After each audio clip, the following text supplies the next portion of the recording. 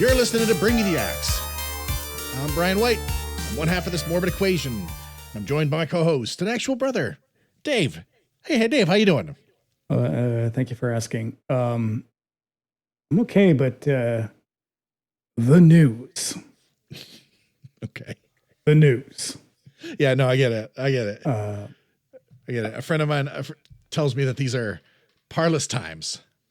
Yeah. Did you see there was that plane crash in India?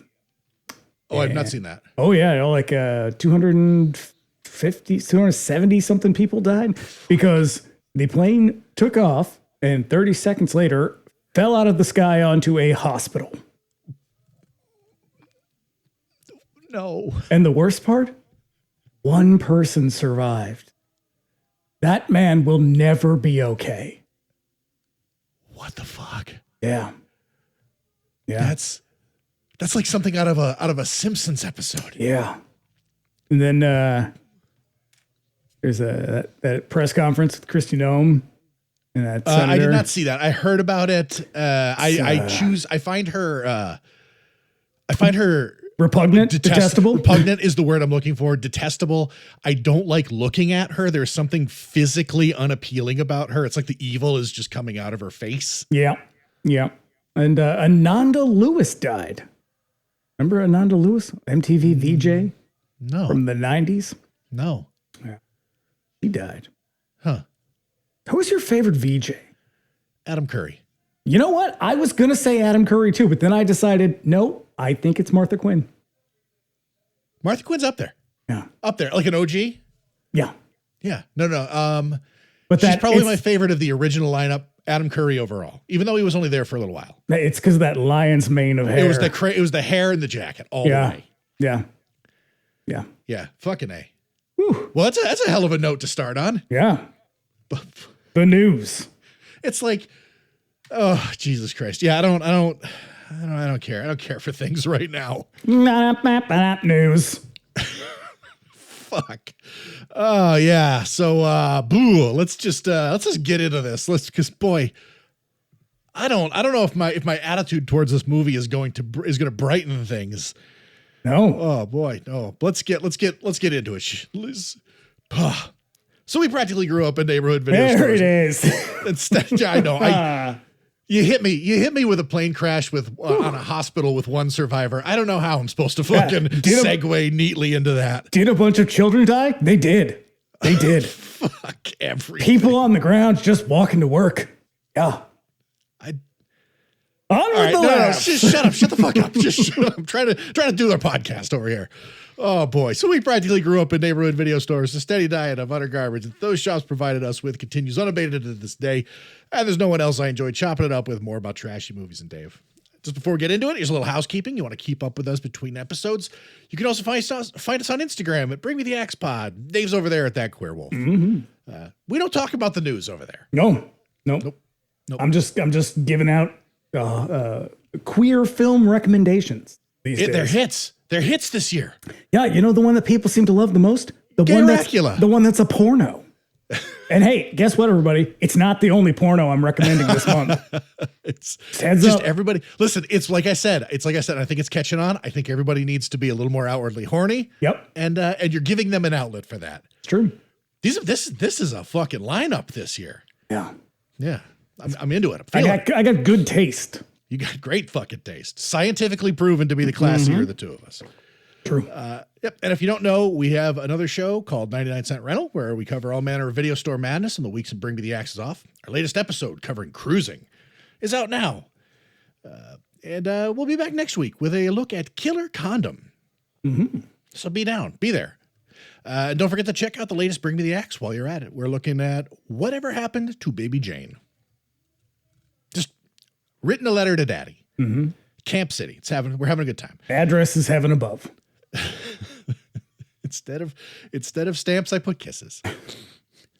You can also contact us directly. BringMeTheAxePod@gmail.com with any questions, comments, or suggestions. Do let us know if there's a movie that you love, would like to hear us give it the business. Also, if you'd like to support us on Patreon, you can look us up over there at patreon.com/BringMeTheAxePod. There's a couple of tiers you can join there. Subscribers at the $5 a month tier can look forward to our bi-weekly X-Files rewatch pod. Do you think I'm spooky?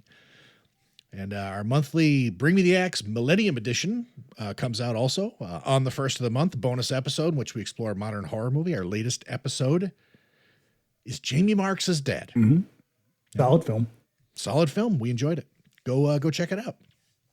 There's also my bi-weekly DJ show, Radio Free Haddonfield. On the weeks when Do You Think I'm Spooky is off. You can expect a surprising mixtape of everything from rock to disco to punk over there. Every week or every other week, it's a different sort of theme. And all Patreon subscribers, even the free tier, get access to our Discord server. Paying members get access to additional channels, voice and video chat. There's also the watch parties option. Watch horror movies with us on Friday night. I will. No, you won't. I probably. One of these days I will. Watch horror movies with me. Yeah. I'll jump in there eventually. You do pop in every now and then for a quip here and there. Mm-hmm. Yeah. Once again, it's patreon.com/bringmetheaxepod. Lastly, if you like what you hear, you can subscribe to us wherever you get your podcasts. We're on YouTube now. Search us by name and subscribe if you prefer to consume your podcast that way. And you'd be doing us a favor by leaving us a 5-star review on Apple Podcasts and Spotify. So throw us a bone. Yeah. Help us out. Just, if you don't know what to say, just tell us who are your 2 favorite guests that we've had on the podcast. Ooh, that's a good one. That's a good prompt. And should we bring them back and make them fight for our love and attention? Yeah. Is there somebody who we've had on once and we haven't had them back that you'd like to see them back? Mm-hmm. Yeah. And if you listen on YouTube, do us a favor, give the episode a like, leave a comment. We love hearing from you guys. Just want to get that all out of the way right at the top of the show because we are continuing on our series of Friday the 13th on Friday the 13th. Yeah, bonus episode. Been a while since we've done a bonus. No, there's only one this year. I think. Only one. Yeah, there's only one. Last year we had 2. So here's the trailer. Here's a trailer for tonight's movie.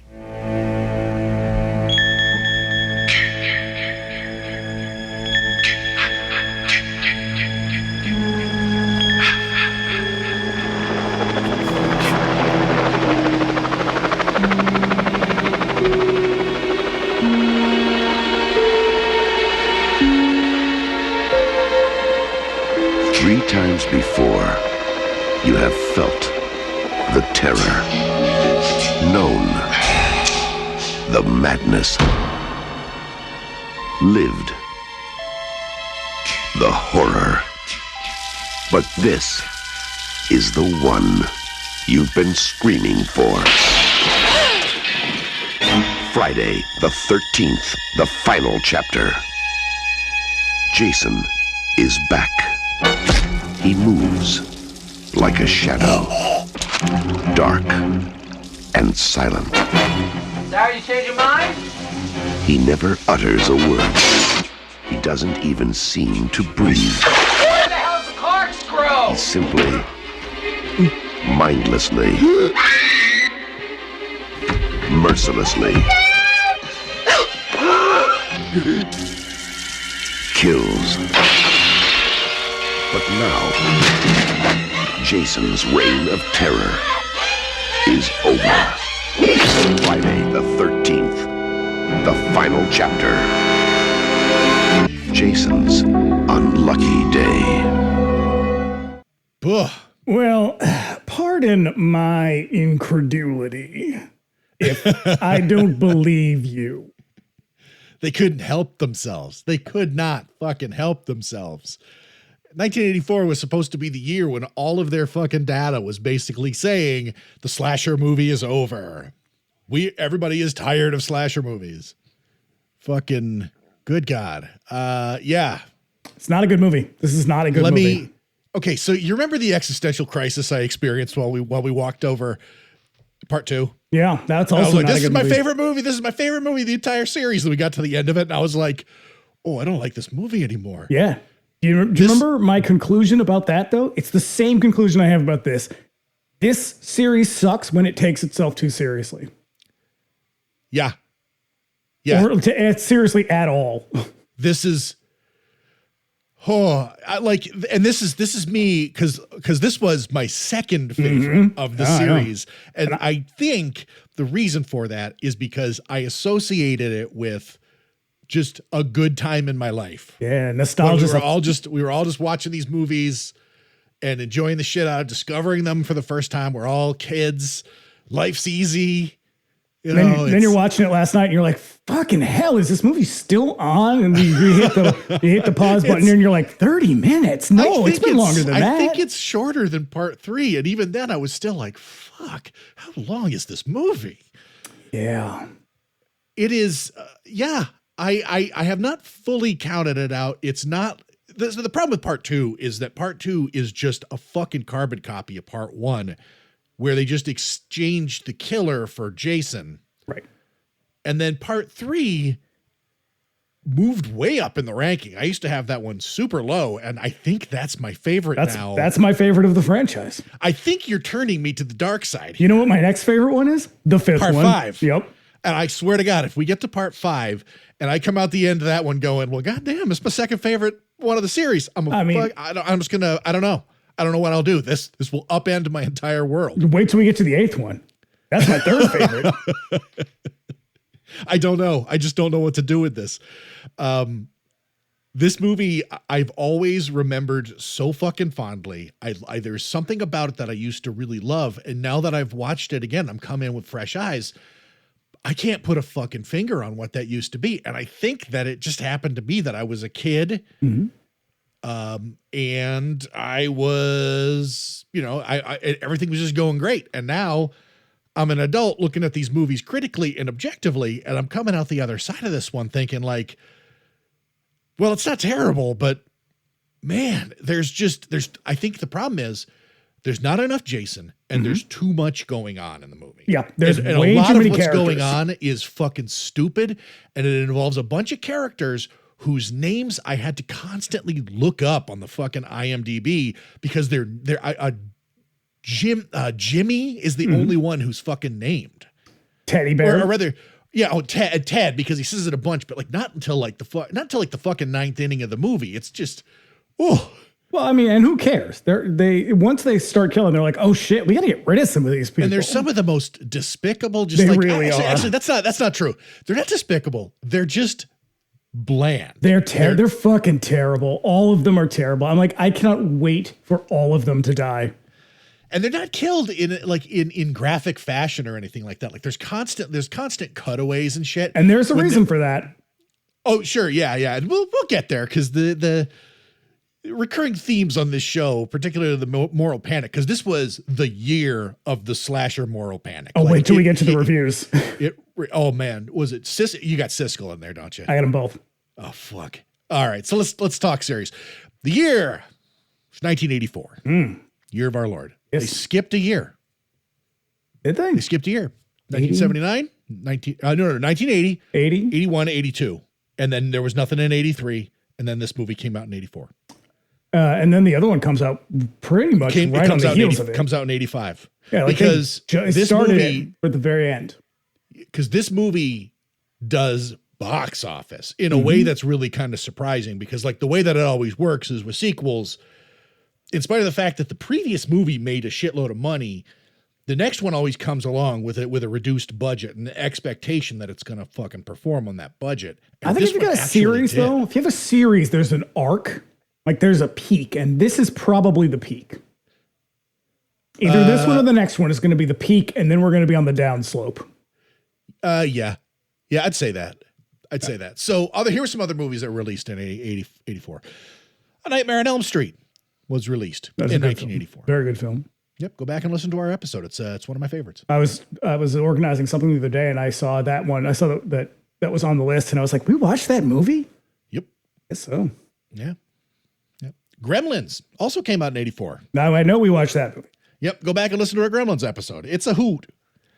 And also, Silent Night, Deadly Night came out. We definitely watched that one. Definitely watched that one. Go back, listen to that episode. It's a hoot. That's a pretty good one. That's a good one. I enjoyed that one. Also, movies that we have not yet covered, though I think we should at some point. I think it's inevitable. Razorback. We talk about Razorback quite a bit. Crikey.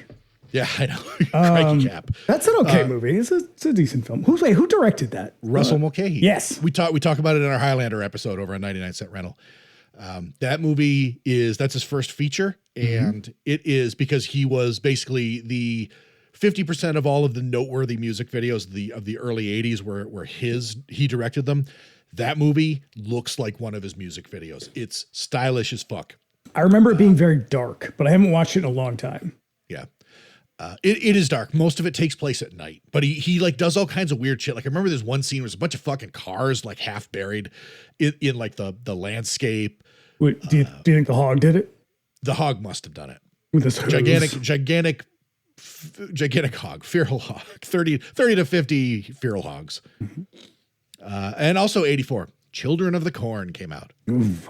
That has been on our schedule a bunch of times, and it's gotten knocked off every time. It always gets booted. I watch that movie a lot. I do too. I think because there's a point in my evening, usually on the weekends, when I've had like 2 or 3 beers and I'm getting like a little sleepy. Don't want to have to read subtitles. Yeah. Just want to pull something stupid on, drift off to sleep.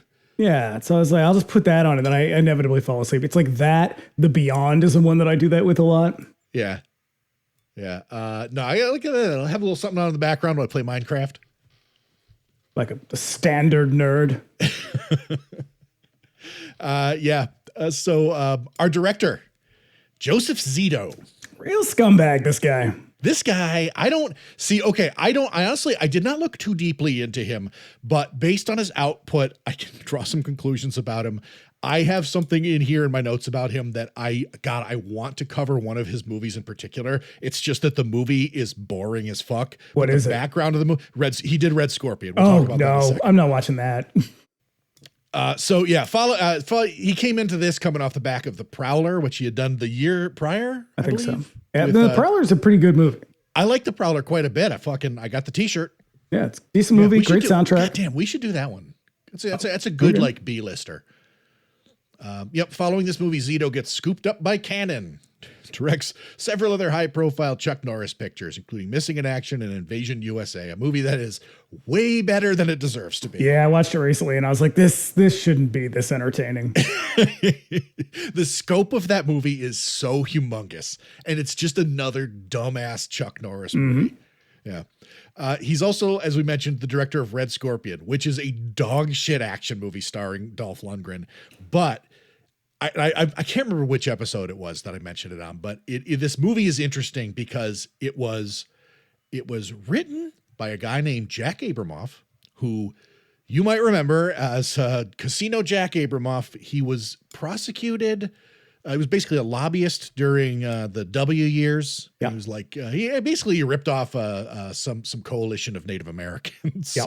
He went to jail, didn't he? He went for a couple of years. Yes, he did. But even worse than that, in the 80s, he was like a young Republican type. And it's even worse because he was actually sort of like these days how like the sort of the white nationalist people are just operating in the fucking open and just proudly. Back then, he had to sort of like hide it. Even though that was like his main thing. And so Red Scorpion was deliberately produced as a piece of anti-communist propaganda at a time when the fucking Cold War was kind of crawling to an end. That's all they had, though. And it was basically, he wrote it as essentially like basically anti-communist propaganda. It was produced in association with a bunch of Rhodesian war criminals. Ooh, yikes. And it was funded. And also all of like the soldiers and shit in it are essentially like South African apartheid and Rhodesian paramilitary people. Nice. And I hear they're being persecuted. Got to give them a home. Got to bring them over here. Mm-hmm. Yeah. But it was funded by the apartheid government in South Africa, but they couldn't do it directly. So they funneled all of their money through these pro-apartheid student organizations. And yet these people are allowed to live. Amazing. I know. So then following the production fiasco of this movie, Zito kind of vanishes from feature filmmaking for a while. Yeah, this one has probably, of all of the Friday the 13th movies, this one probably has the most negative commentary. Like everybody had a miserable experience for one reason or another. Most of it had to do with Joseph Zito. Yeah, I mean, it sounded like a fucking nightmare. to work on this one. Yep. Our cast, we got Kimberly Beck, who is an actress with a remarkable background for a Friday the 13th final girl. Where most of them come and go with a few small roles, or they find a healthy career option in soaps. Beck was a child actor, known for her run on Peyton Place in the 60s. And then, like a lot of her fellow Friday stars, she goes on to a long adult career on guest spots on TV shows and small parts and features. You saw her and loved her as housewife in Roland Emmerich's 90s blockbuster Independence Day. Oh, okay.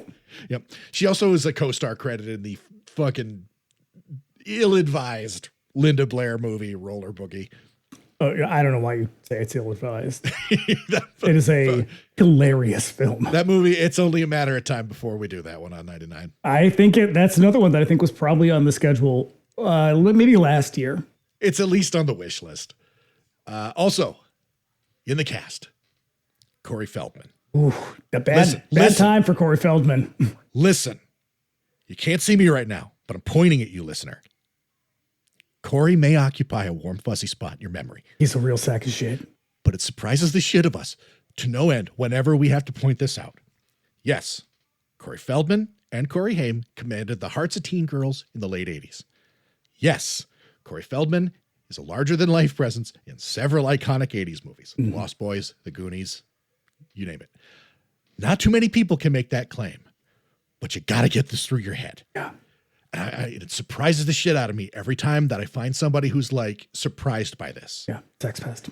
Corey Feldman has been credibly accused of numerous cases of sexual assault over the years, going back to the 90s. Yes. Being one of Corey's angels sounds like an absolute fucking nightmare. Yeah. And given how his life has spiraled out since whatever happened to him in the 90s and his continued drive for public humiliation, I cannot imagine what would drive a woman to be in that dude's band. And hey, y'all, we can have sympathy for child Corey Feldman and still be repulsed by the adult. Now, do I send videos of him to my friends sometimes? I do. Because they're weird and hilarious. His appearance on that Howard Stern New Year's Eve thing where he performs What's Up with the Youth. Ooh. Oh, I can't get enough of that one. Yeah, it's tough. But yeah, he is a predator is what he is. So I get that we all want to remember our childhood fondly, but hey, a lot of those dudes, and I mean a lot of those dudes, are real fucking scumbags. It's not good. And we will all be better off if we just acknowledge it and find some new goddamn heroes. And on the back end of this, we got Crispin Hellion Glover. Ooh, who, to the best of my knowledge, in spite of being a gigantic Hollywood weirdo, has nothing problematic attached to his name. Correct me if I'm wrong. I mean, he does have a collection of diseased eyes or ears. Something like that. But as far as I know, they're models and they did not come off of people. No, so that is a big... He did not relieve people of their diseased eyeballs. That's a big step up. Yeah, he is weird as hell, but he seems like a fairly benign dude. He makes it into movies sometimes. He's not a bad actor. Nope. He's actually a pretty good actor. He's a bright spot in this movie. Yep. Yeah. He's the only one that has any kind of charisma. Mm-hmm. With the exception, I mean, Corey Feldman, I guess... He's memorable, but only because he's Corey Feldman. Yeah, because he's not fully Corey Feldman. Right. This is still child actor Corey Feldman. Yeah, Crispin Glover, I think, is pretty much the only thing in this movie that's just like, oh, right, it's the one where he does the dance. Yeah. You last saw him getting positively carried away with his love of Olivia Newton-John in our 99-cent rental episode about the Beaver trilogy. Listen, go back and listen to that one. That episode fucking rules. Yeah, I think that was a good one. Made my boyfriend cry twice. Just like in the Beaver trilogy, he dances his way to the hearts of horror fans the world around on Friday the 13th, the final chapter. Yeah. True. Yep. And playing Jason in this one, we got Ted White, and he spends most of the time off screen, which is a fucking bummer.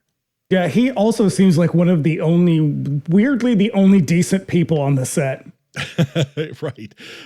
He's mostly just hands and feet in this movie, as opposed to part 3, which Richard Brooker, I think, plays Jason. Mm-hmm. And in that episode, we heap praise on that dude like crazy because Jason's in that movie like a lot, and that dude's physicality rules. That's why that fucking movie is so memorable. Now, in Ted White's defense, I think he's like 65 when he makes this movie. Yes, he's a little old. And he had been a stunt actor for like 30 years, 35 years or something like that.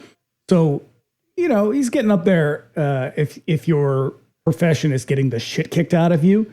So I kind of get it. But also, if that's the case, maybe you should have got someone else to do it and put Jason in the movie. I know. But yeah, apparently dude hated being in this movie. Did not talk about it. He's not even credited. Yeah, he refused to have his name. He said at the end of it, he was like, it's my fucking name and I don't want it on there. So you take it off right now. And they did. to their credit. He hated Corey Feldman. He hated Joseph Zito. He knew something. He could just smell it on him. Mm-hmm. He was like, oh, you're going to be a predator. I know it. Yeah, he hated Joseph Zito as well. I think they all kind of hated Joseph Zito. Right, because in true Friday the 13th fashion, they produced this at the end of the year. I believe the first day of production was actually Halloween. Yep. And so all of those scenes of people like leaping into the water, like this is shot in California, but I must remind you, it's the mountains of California. It gets cold as fuck in California in the winter. You know, up in those areas, it's a desert, and so there is gold in those hills, but it's also cold in those hills. It's hot in the day, it's cold at night. Yeah. So all the like the what is it? I can't remember her name. Samantha, maybe the girl who gets killed on the raft. Mm-hmm. Like she we'll tell. Got that story. I got a good version of that story. Okay, good. Also, Peter Barton, he's one of the fucking faceless victims. He's Amy Steele plays Ginny in part 2. She was in a TV show that nobody remembers except me called The Powers of Matthew Starr. Peter Barton, he plays Doug. He's the kid who gets killed in the shower in this one. He was Matthew Starr in The Powers of Matthew Starr. Now he's the one that looks like Courtney Cox. Yeah. He looks like a young Courtney. Video. Yep, young Courtney Cox. Yeah. Okay, so we got some taglines here. Friday, April 13th is Jason's unlucky day. Yeah. And here's another one. Jason is back. And this is the one you've been screaming for. About that. I know. And here's a long one. 3 times before you felt the terror, known the madness, lived the horror. But this is the one you've been screaming for. They're really hanging their hats on the screaming for one. Yeah. Yeah. No, none of them work for me. Very seldom that a movie tagline actually works. Most of them we just kind of roll our eyes at because they're dumb. Yeah. So here's the skinny. Part 3 was supposed to be it for Friday the 13th. Believe it or not. Yeah. Jason Voorhees was not intended to survive getting chopped in the head with an axe. Producer Frank Mancuso, who'd been in charge of Friday movies since part 2, was tired of being the Friday the 13th guy. He felt like nobody at Paramount took him seriously, despite being the son of the Paramount executive Frank Mancuso Sr., who this very year is going to, I believe, becomes head of the studio. Mm-hmm. Yep. And he will trash Paramount. Yeah. In spite of being a huge box office hits, the public hated these movies with greater and greater intensity with each sequel. Now, to be fair, that could also be said for pretty much at least every slasher movie. Yeah, I'm sort of putting a fine point on it, but really, the slasher genre or horror in general was always on the chopping block. Everybody was up in arms. If a bunch of teenagers get murdered in a movie, they're going to be fucking upset about it. And you bet Gene Siskel's got some fucking thoughts on it. Which is weird because these movies were not really for adults. Horror movies historically have not really been made for an adult audience. They've been made for a teenage audience. And so it's weird that, I mean, it's not that weird, I guess, given the context, but like, parents, for the most part, probably didn't even know the bulk of the movies that were coming out. They had no idea what they were. My guess is that they were probably being told by the news or by Gene Siskel or some other fucking pearl-clutching outrage hound that these things are just coming out. So it's like they know that there is a large amount of horror movies coming out, and that they're supposed to be outraged by them. But it's a little bit like the cruising protest story I always tell, where it's like, they actually didn't know what these movies were. They just saw ads in the paper or saw a preview. Oh yeah. When I was like probably around the time this movie came out, like I'm like 9 or 10. I'm starting to show an interest in this. I'm watching this shit on TV, and I maybe it was a few years later. My mom threw herself in front of the TV. And I was like, yeah, like I want to, like I watch this thing and I like this. And mom got so upset, and she was like, they arrested a teenager who had murdered his parents, and when they searched his room, they found all of these videos of the Jason and Freddy and all this stuff. And like that always kind of stuck with me because it sounded even dubious. Like, yeah, because she set down her copy of Michelle Remembers and then freaked the fuck out, as she would do for the next 10 years. Yeah. And because I'm a kid, and you sort of assume that you're the adults in your life, your parents kind of know what they're talking about. I was just, I fucking just kind of went along with it and believed it, which would, kind of have I'd do that oftentimes in ways that were sort of detrimental to my life overall. But as an adult, or as I got older, I started to like look for that case that was cited as the reason why I can't watch horror movies. And I never found it. To this day, I have never heard of such a case. My guess is it's Ricky Kasso. This was before Ricky Kasso. Is it? That was 87? 86, maybe? Yeah. Or maybe it was around that time. But his whole thing was heavy metal, which is why mom used to throw my Slayer tapes they out. go hand in hand. Yeah. Heavy metal and horror go hand in hand. I just watched that, I told you, that Satan Wants You documentary, the one about Michelle Remembers. It's a pretty good documentary. I was very surprised. I had low expectations, and it ended up being really good. But yeah, I have a strong interest in satanic panic, moral panics in general. But every time I watch that shit, it drives me insane to watch people like freak out about heavy metal and horror movies, because that was pretty much the entire 80s. That's what everybody was just panicked about, heavy metal and horror. Oh yeah. By like, what was it? When did Michelle Remembers come out? Was that in the 70s? 80, 81. It might have been 79. Cause so like that was it's sort of like the way that like how like QAnon sort of bubbled under the surface of the sort of general conservative movement for like about a couple of years before it sort of made its way into the mainstream and sort of like weird ways that it kind of became like a major part of the conservative identity. Yeah. It took a while, like a few years, for the Satanic Panic to kind of go from being sort of like a fringe Christian conspiracy panic to something that like Geraldo would have like had a special on in the late 80s about how like satanic cults were operating in like every city in America. And yeah. And if everybody would like to know why these things happen, it's a very simple answer usually.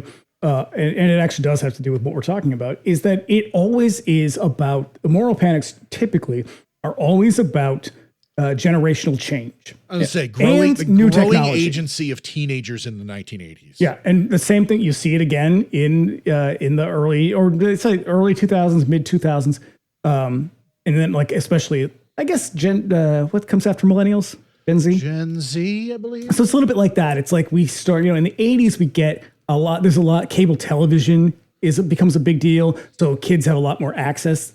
Kids start working a little bit more. That starts in the 70s, but it's always like there's a lot more teenage autonomy, and it's always when it's like a thing that the previous generation does not understand and just cannot really get their head around.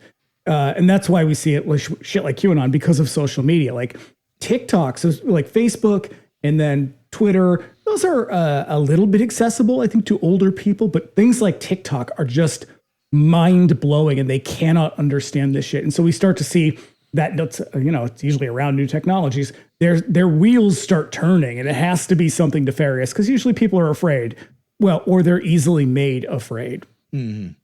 And that's what happens in the 80s too with these movies and with heavy metal. We get the growing Christian right, which comes out of the 70s, because let's be honest, they're pretty easy to scare. They're pretty easy to exploit because of that fear and uncertainty. And that's why we end up with all this fucking hand-wringing about heavy metal and about horror, because those are, I think, sort of on their face, very scary. That's the whole point of them, is that they're dark and brooding, but it's also obviously an act. Slayer, to call them whatever you want, they're not actual devil worshippers. No one is an actual devil worshipper. There's no such thing as devil worshippers. It's always idiot teenagers. Yeah. Right. So, by 1984, there is the sort of panic surrounding slasher movies is like fucking full bore. Silent Night, Deadly Night comes out, and I believe That's the one. it's one of the first ones to sort of result in actual picketing protests. On a wide scale, yeah. Yeah. Because they go from, I mean, it's easy. The arguments against these movies, they're not completely hollow or disingenuous. I mean, I do think there's a lot of bad faith arguments when it comes to this stuff, but I do think parents were concerned or scared or whatever.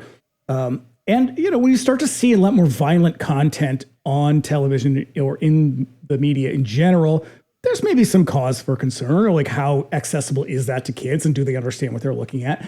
But the one part of the argument that I think is legitimate is that they are extremely misogynistic.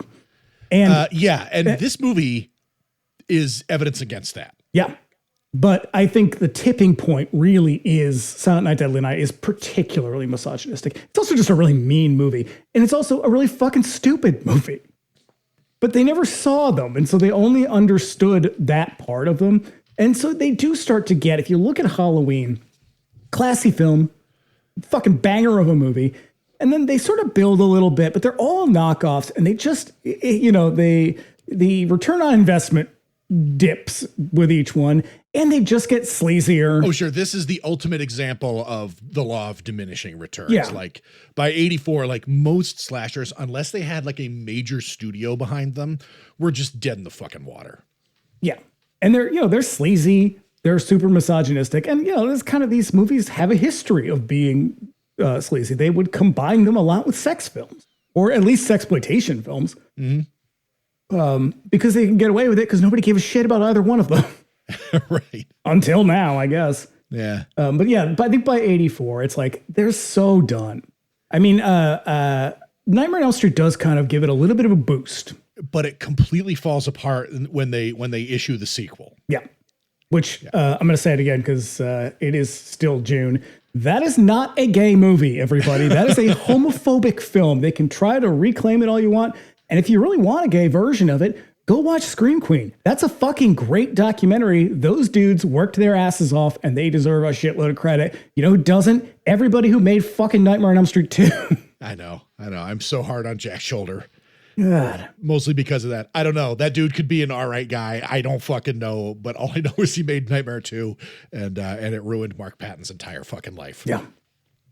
But yeah, that gives it a little bit of gives it a little juice, but that doesn't take it very far. And then it just keeps it's slipping. Not really, it's going to be a few years. Horror movies are going to continue to come out, obviously, just not in the volume that they were. It's not until 1987 when Dream Warriors comes out that the horror genre, particularly slashers, get a fucking shot in the arm that sort of carries them into the 90s. And even that, I mean, Dream Warriors, I like that one very much, but it's a short-lived boost. yeah. It doesn't take long for the Nightmare on Elm Street sequels to get really bad. Yeah, that one's that's an inconsistent franchise if ever there was one. Oh yeah, like I feel very comfortable that in spite of the fact that I have very sort of like wavering opinions on the Friday sequels now, it's still like I think the more consistently better of the two. Oh, it's still my favorite of all of the franchises. And let's be honest, there's only three franchises. You can try and fucking jam as many of those other ones as you want in there. I don't know. So we got Halloween, we got Friday, we got Nightmare. I could make a very strong case for Child's Play. I will give honorable mention to Hellraiser and Child's Play. Yeah. And that's it. That's it. Everybody that's like, oh, but what about it? It's not a good movie. It's a bad movie. It's also not a franchise. So back in 1983, Frank Mancuso thought that he could get out from under this entire series by killing Jason off in part 3, making Friday the 13th a complete trilogy by implication, but he wasn't clear enough apparently. Thus, the final chapter. Yeah, so I guess kind of what he said, and I'm going to paraphrase here, but he was like, oh, well, maybe I just need to step away so I don't have to be the Friday the 13th guy. Nope. Good. Yeah. And it's like, okay, good that luck sounds, with that. Good luck with that, Frank. That sounds like an excuse. Yeah, because I believe he's got an executive producer credit on all of them up to part 8, I believe. Mm-hmm. Yeah. Yeah. So yeah, obviously that didn't stick, and they find new ways to continue the series in the next couple of sequels. Since an axe to the head didn't prove to be deadly enough, they made sure to really kill Jason off in this one. Being that he was sick of this shit, Mancuso looked to find ways to make the movie more interesting while still kind of sticking to the formula. Didn't work. It did not work. No. Early drafts of the script positioned the movie as a prequel to the first movie that would have put the movie at nearly 3 hours long. Apparently. Yeah, it was like Kramer versus Kramer, but horror. Yeah, it was the story of Pamela Voorhees just killing her way through the custody hearings over Jason. Now, do I want to see that movie? Yes. I do. I would have preferred that over this. Yeah, like I could tell that he is constantly trying to find a way to just put a fucking twist in this so that it's not the same movie over and over. And the thing is, it's the fact that it's the same movie over and over that makes it work. I know. It's like fucking AC/DC. Yeah. They've been making Back in Black ever since that record came out. You know why? Because Back in Black's a great record. Yep. It's like a thing. I don't know if you were like this. I definitely was, but like teenagers, especially younger teenagers, love to rewatch shit. Oh yeah. And so like, why not just keep fucking, if they could have gotten away with it at the time, they would have just kept putting the same movie in the theater. I know. But the thing is I get the feeling that, okay, so Frank Mancuso Jr. is the son of his father, who's like a big deal at Paramount. There is probably some shit in there that predisposed him to sort of feeling insecure about his position in the company, sort of being a Nepo baby in that way, and that he wanted to sort of carve his own path. And they just kind of tossed this shit at him and were like, here, make this work. And it did. And they were like, okay, this is making money. Keep doing it. And he's like, you know who it is? It's Carl Laemmle Jr. Hell yeah. Yes, it is. Where they were like, we don't give a shit about that. Here, kid, take this. And he was like, oh, okay, I'm going to make some good movies and we're going to have a great time. And then he does, and they're like, now make more. And he's like, no, can I make other stuff? And they were like, no, you can't. Yep. It's this. This is what you do now. Like, get James Whale back. Get James Whale back to make this. And he's like, Showboat. And they're like, no, Bride of Frankenstein. And he's like, fine, I guess. And then he's like, no, I can write more than podcasts. And they're like, no, you can't. Oh boy. Yeah. So, Paramount heads, they were understandably disappointed. And the only twist of the formula that they would allow was having a second survivor at the end of the movie. Yeah. So they hired Joseph Zito based on The Prowler, which I still don't fully understand the path from The Prowler. Cause who put out The Prowler? Is that a Rubenstein movie? Feels like it should be. Couldn't tell you. I don't really know much about The Prowler, but, I know it's a good movie. So they hire him based on that, but also probably because they knew they could get a guy who could clearly make a movie, but would work for cheap. And so they offer him, and here's where everything goes wrong, in my opinion. They offer him this contract that says, you are going to write and direct this movie. And he's like, oh, hold up. I'm not a screenwriter. Like, that's not what I do. I don't know how to do that. And they were like, yeah, but we'll give you twice as much money. And he was like, well, good news for you. I am a screenwriter. And so what he did was he fucking farms it out to somebody else. He takes his advance money and hires someone else to write it. But that's not all. He is working with a guy. He's like in constant communication with the guy, I think, who wrote the one before it. And he's like, hey, what were we talking about? Continuity. And like the guy would be like, oh, well, like these ideas. And he was like, great. And then he would call the other guy, the one who was actually writing it, whose name I cannot remember at the top of my head. Barney Cohen is his name. Yes. He's the guy who created Forever Night. Oh, Remember shit. that movie? And so he would then relay the ideas to Barney Cohen. And Barney Cohen had like a lot of his own ideas. And he was like, no, we're not allowed to do any of that. He's the one who came up with the whole courthouse thing. Yep.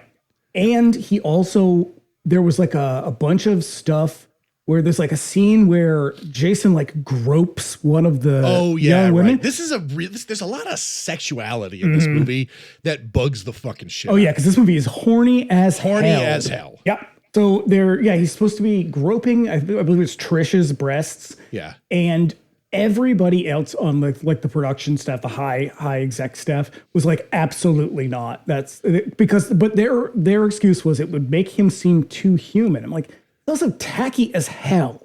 Yeah. Cause like he's just a killing machine. Yeah, he's not a rapist. Leave that to Corey Feldman.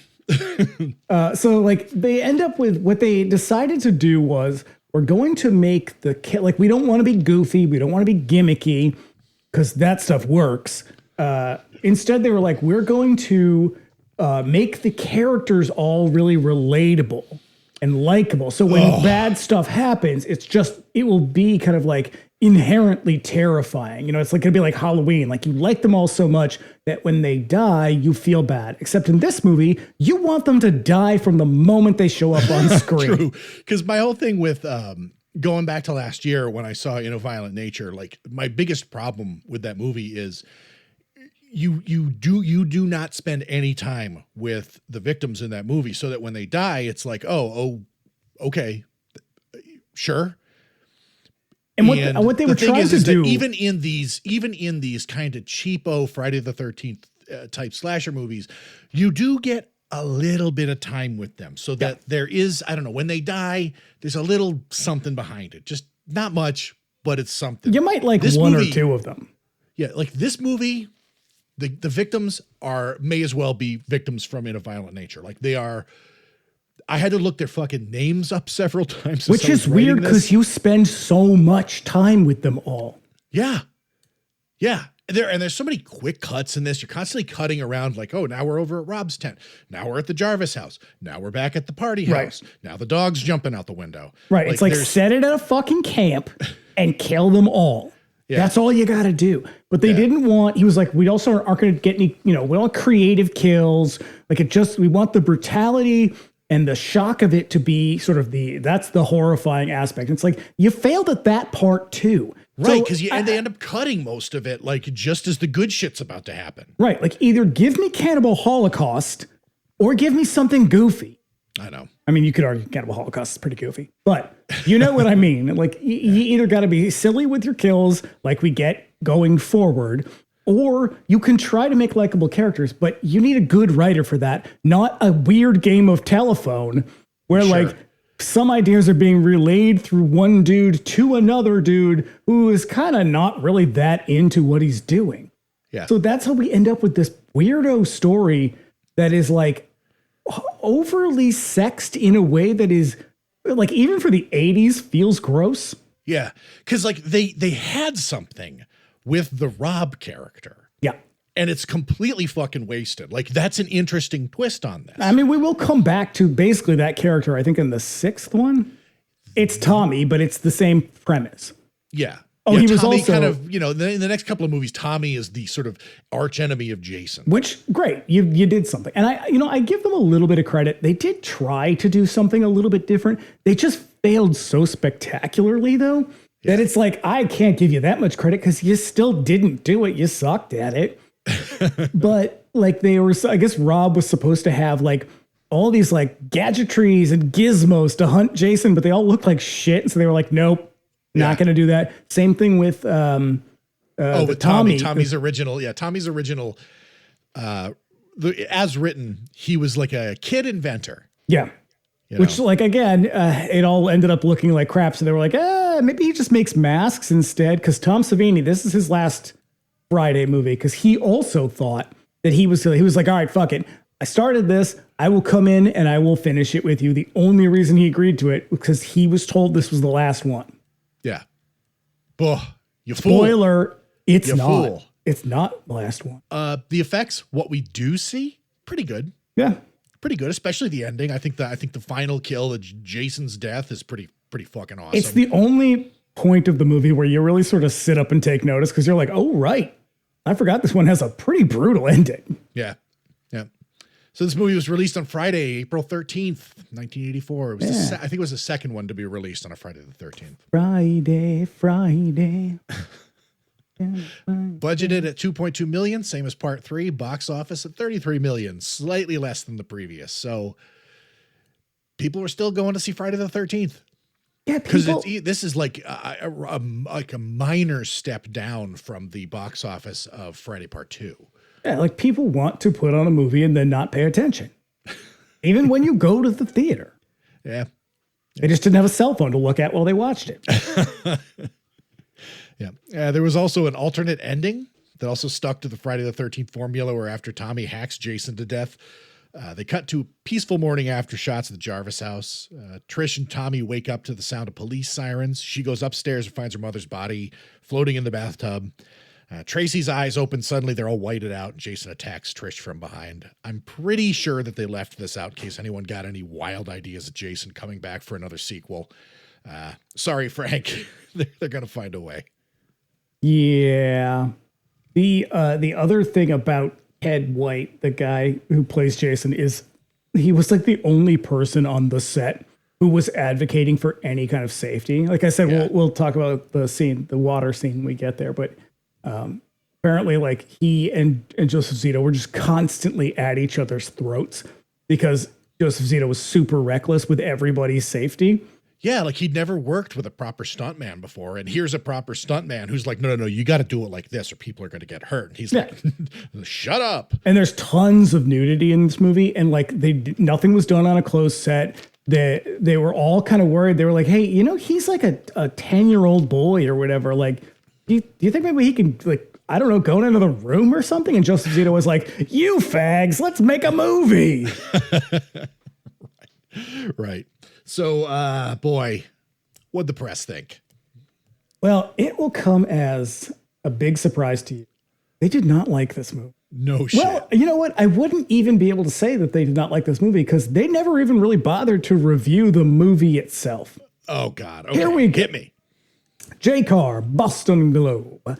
The best thing about the fourth installment of Friday the 13th is that it's supposed to be the last, but that's what they promised us at the end of part 3. What have things come to when we no longer can place any faith in the dying grunt of a sadistic psychopath? At least it's a little clever. Yeah. But hey, they did not promise a final ending in part 3. It just kind of ends that way. Yeah. My girl Janet Maslin's going to let you down. All right. You're going to notice a theme through all of these. A promise is a promise, or at least God. it ought to be.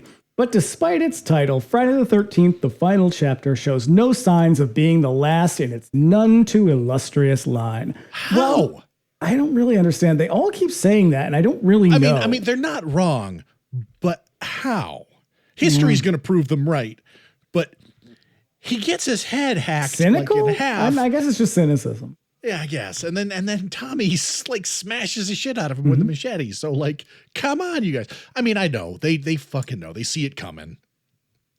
Well, not exactly an actor's picture. The final chapter takes pains to make its characters a little more personable than the horror movie norm. Does it?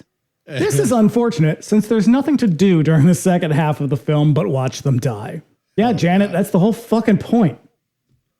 Oh, here we go. Oh boy. Not the one you think. There's a different one. There's a different outrage. Kevin Thomas, Los Angeles Times.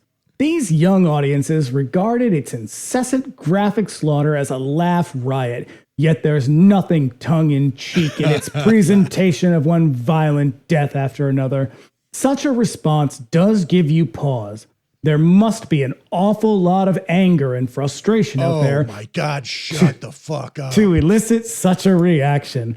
Possible such sick trash is cathartic in its effect, but it's hard not to suspect that it's more an instance of people merely having become inured to the depiction of the extreme suffering of others. What the fuck? This is... I can only imagine he must have ripped those pearls right off his neck. clutched him so hard they turned to dust in his hands. Yeah. This movie... there's more. I would say I think the body count is higher, but the violence isn't nearly as explicit as it was in the last one. With the exception of Jason's death, these kills are pretty tame. Also, it's a fucking movie. Would it be different if it was in a book? Would it be different if it was a goddamn battlefield? Well, sure. That's literature. Anyway, Gene Siskel, Chicago Tribune. Even the title of this disgusting motion picture is a cruel joke. The final chapter, indeed. Experiencing Friday the 13th, the final chapter, is, in a way, even more painful than enduring one of Jason's attacks. At least Jason kills quickly. Director Zito belabors the point.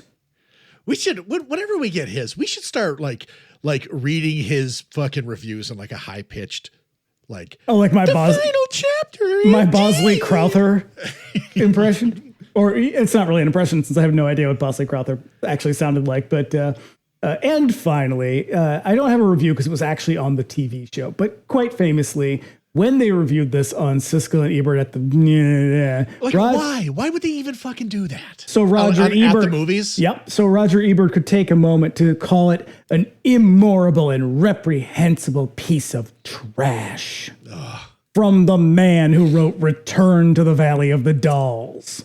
Good God. Yeah, Good God. I have ranted about this bullshit a lot, but it's such humorless nonsense. But I think this all goes back to what I was just saying about like the older generation saw this and they were like, why, this is not the RKO horror pictures I'm familiar with from my youth. Something must be wrong. It's like, yeah, trends change. You're old and this shit's not for you. Get over it. I know, man. I know. But they ridiculous. never did. God damn it. No, that was kind of the boomer thing, wasn't it? Just they're still fucking holding on. Holding on to cultural relevance at all costs. Wait, Chuck Schumer? Yeah, no, he's definitely good at letting things go. Yeah.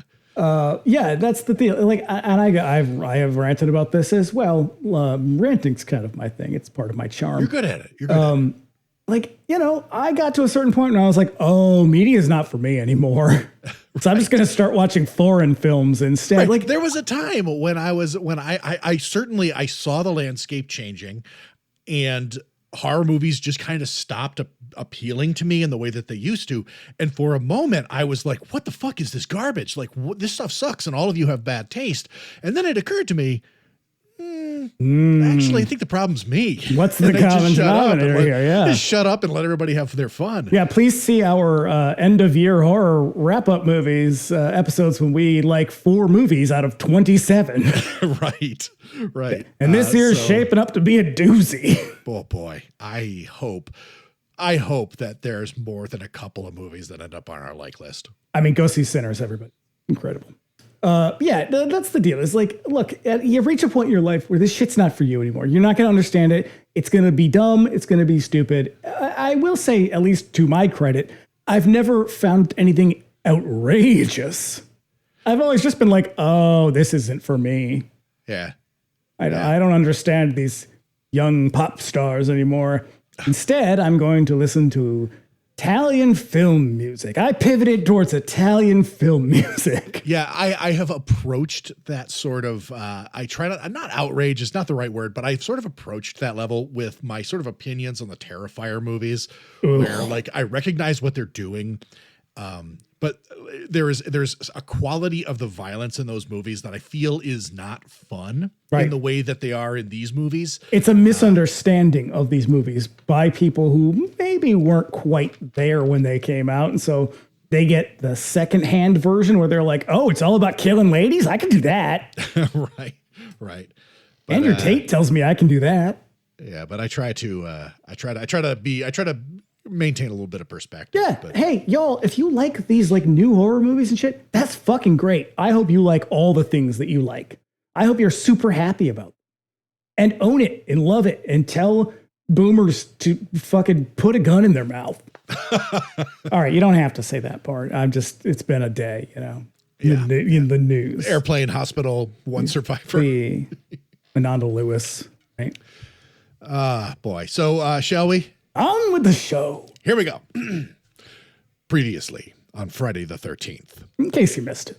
Yeah. Steve from part 2 reminds us about the Curse of Crystal Lake, in case you haven't seen the other movies. Yeah, no shit. Talk about getting your fucking money's worth. This scene is like 10 minutes long. Yep. Crazy Ralph reminds us that it has a death curse. called Steve a Christie death is killed by curse. Pam Voorhees, in case you forgot who the killer was in the first one. Mm-hmm. Alice reminds us that Jason is still out there in the woods after she kills Pam. What I think is interesting about this setup, though, is they're taking the original story, which is about a guy rampaging or a lady rampaging, and then a guy rampaging through the woods, and they're turning it into a mythology, like an urban legend, which I think that's actually kind of a cool setup. They don't live up to again, it. it's the shit that Rob brings to it that they just completely skate past. They don't bother to live up to it, but like it is a good setup in that they're like, we're building like a kind of local legend here. Yeah. And the weird thing too is that they're setting up this scene where it's basically the gang from part 2 sitting around hearing all about it. And then they start cutting in scenes from part 3 and part 1. But in this retelling of this legend, we're seeing the people listening to the story being murdered. And then we're seeing the future as well. It's right, just a right. Because weird... this is in part 2, but also what is it? I was it part 2 is our framing device. It's like our anchor. Part 3 and part 4 are basically movies back to back. Yes, they take place on the same day. Part 2, I think we talk about it in our part 3 one. I always thought that it was part 2, 3, 4 all kind of happen like day after day. No, after day. 2 is separate. 2 because 3 is the one where they set it up where she like falls asleep, has an argument with her mother, and falls asleep in the woods like you do. Yeah. Oh, that's right. That's right. So there's not really a direct connection. This is the one where it goes immediately. It's a Halloween 1 to 2 same day situation. Yeah. And then I think they do it again in the next one. It's a direct connection, but it gets they're building this lore at the beginning, but the lore that they're building starts to spin out in every direction where it's just like the people telling the story are now dead in their own story. Right. Everybody in the last 2 movies gets killed by Time Jason. is a flat circle. Yep. And then he gets hung up and hacked in the head with an axe by part 3, Chris. Great. And then the hockey mask explodes. Bow, down, down, down. So we open on the crime scene of part 3, picking up moments after Chris was taken away in the police car. Bodies are hauled out under sheets as the camera tracks up to the cops, collecting the murder weapon, throwing a sheet over Jason's body. I would like to say that in the opening credits, they call out the fact that there are twins in the movie. That's right. My note actually says, "Ooh, twins, how sexy." I know. Because that is what they want you to think. Sexy twins in this movie. Sexy twins. To the point that they call attention to it. God, that was an 80s thing, wasn't it? Yeah. Double your pleasure, double your fun with Doublemint gum. So also, the paramedics restrain Jason on the stretcher and put him in the ambulance.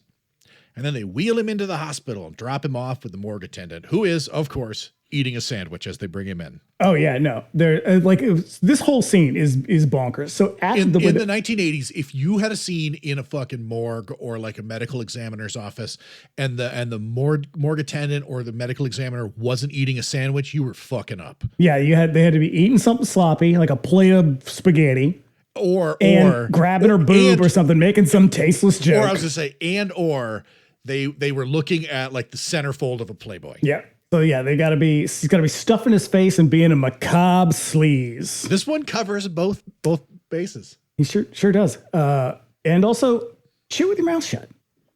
Yeah. I'm gonna say, oh no, that's a little later on. There's some real mouth noises that were making me crazy. Oh yeah. Listen, everybody. It's just basic courtesy. Chew with your mouth closed. This guy, you, everybody. This guy is like dropping food all over the fucking corpse. He does the thing where he puts a sandwich down on Jason's body, like wipes his hands off on his fucking jacket. It's like, you fucking slob. Hey, even Jason deserves a little bit of respect.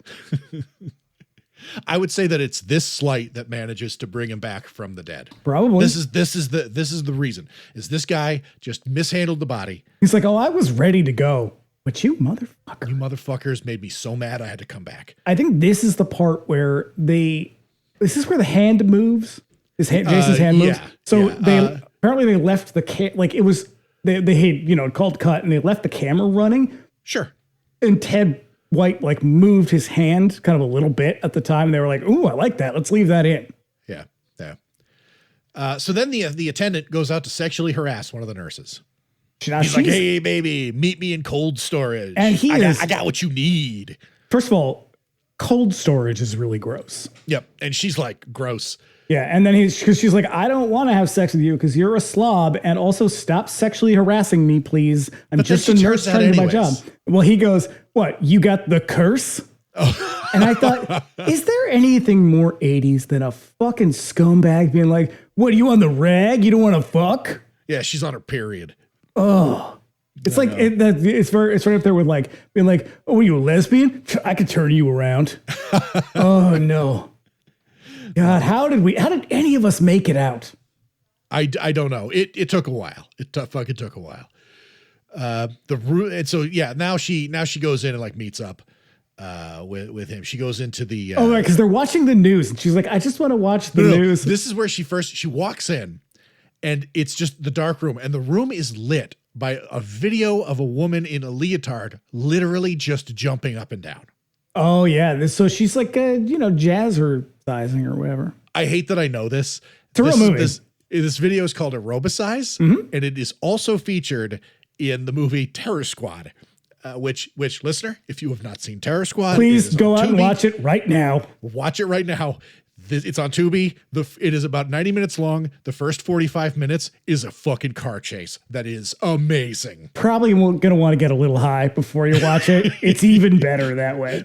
Oh man, that movie is a fucking disaster. The first half is literally a car chase. I am not exaggerating. Like buildings fall down, smokestacks fall down. It's great. And then the last half is basically just Red Dawn. The Delta Force meets The Breakfast Club. Yeah. Except all of them suck and they're not good archetypes for teenagers. And one of them has a little portable TV and he's watching this fucking video on it. Yep. He's the pervert. He's the horny teenager. Yeah. So yeah, there's a jump scare, make a setup to look like Jason's going to sneak up on Nurse Robbie there, but it's Axel the coroner. Yeah. Cause she's like, oh, I didn't realize anyone was in here. Like and then they put on the news to catch a story on Crystal Lake. And they're like, oh, his body was transported to, and they like say the name of the hospital, and she goes, yeah. Though I do like that they're starting to sort of like flesh this out in a way that sort of suggests that a broader world exists outside of these movies. They start out okay, and then they just derail almost immediately. Yeah. As I tell you, I got ideas for a fucking Friday the 13th movie that would make total sense. You only write podcasts. No, it's me. Sorry. This is true. Listen, I'm going to pitch this story. It's fucking rad as hell. Okay. But yeah, get with me, Hollywood. But anyways, then they start making out because it's a fucking Friday the 13th movie. And it's also extremely unrealistic. This guy sucks. He is schlubby and dumpy, and she's not. And it's like, the people are people, and so why should it be? But it's just the way that it goes. They're not an equal match, and he is sexually harassing her all day. So yeah, and then they start making out, and this is the scene where there's like lots and lots. It's like they Foleyed a lot of mouth sounds into it. It is disgusting. Yeah. And then Jason's hand falls out of the stretcher, lands on her ass, which breaks up the action. And then she runs off, leaving Axel on his own, retreating to a supply closet. Axel, meanwhile, puts Jason's body on ice in one of the drawers, and then goes back to watching the video of the girl jumping. Now there's three of them just doing sexy aerobics. Now look, I don't find ladies attractive. It is a well-known fact about me. But even if that were dudes, I'd be like, why are you just watching dudes jumping around? I know. You want to take them aside, be like, you can go out and rent a porno, right? Yeah. You just get a movie where people fucking it. Yeah. You buy them too at that point. I mean, $200, but you could buy them. Sure. I mean, the sky's the limit. Yeah. Or, $200 is the limit, probably. But then here comes Jason from out of nowhere, grabs Axel from behind and cuts his throat with a hacksaw. And holy shit, this death is pretty brutal. Pretty fucking brutal. And I think it's cool as hell because you see him turn the head all the way around. But again, they quick cut away from it, man. Like I wish they could have done it because the MPAA was gunning for this series at this point. Don't tell Kevin Thomas about this. Then he sneaks up on Nurse Robbie and disembowels her with a surgical knife. Again, pretty hardcore death scene. She didn't deserve that though, because she's like I'm gonna say she's the only likable character. Sure. But Sure. I kind of like the Sarah character. I like the dog. The dog's pretty good, yeah. That dog's got good sense, got good wits about it. We cut to a trail now where Trish Jarvis is out for a run with her mom, I think.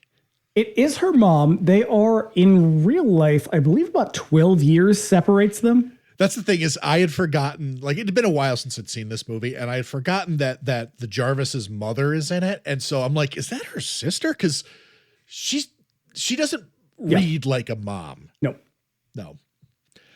Someone seems to be watching them from the ridge above.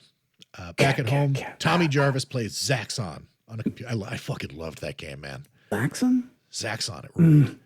3/4 perspective. It also had up and down and left and right. It was cool. It's a good game.